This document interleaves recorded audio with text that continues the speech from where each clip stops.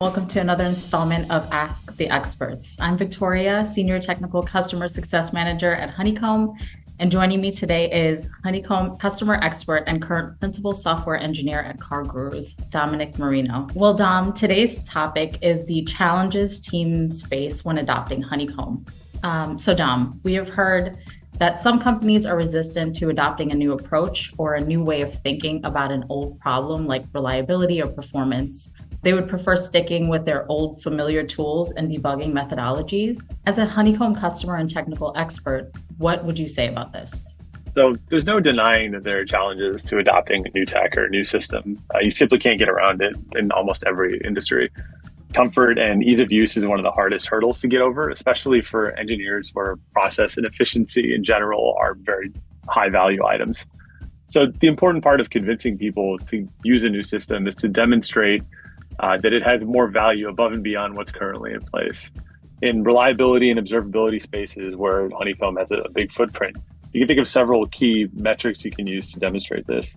I don't want to use a million buzzwords, but things like mean time to resolution, identification time, those numbers exist for a reason because they are very useful in showing that something has value. If your proposed system can lower those kinds of numbers, then it speaks to people at a very base level where you don't have to wave hands or make up stories or anything like that. You can just say, here's the data. Things like ease of use and visual presentation come directly after this direct raw data. Solutions like Honeycomb, they make writing queries and examining your information. They make it really simple and they make it easy to use and they make it visually appealing. So it's another way to show value, say this is much easier to look at than for example, a terminal screen. Once that unavoidable hurdle of context switching has sort of passed to go to a new process, you can only get better. And Honeycomb is a great example of that. I do have one extra question. Being that you were an integral part at your company, can you share maybe some challenges that you had and how you were able to overcome it?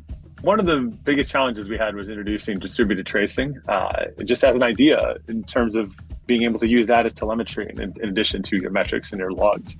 So one of the challenges we had is how are people going to access these things? And Honeycomb was the platform that we chose to distribute and show this information to engineers. So one of the hardest things is saying, hey, you got to use this new thing to look at this new data. So it was two challenges in one. But we did it by demonstrating the value of resolving incidents, for example, using distributed traces and showing that Honeycomb takes very little time to get from data to a solution, really. And it's a huge tool for shortening the timeframes. Having at least one person in engineering that isn't yourself that's trying to push the system, jump on for that is a huge value because people really respect the opinions of their peers.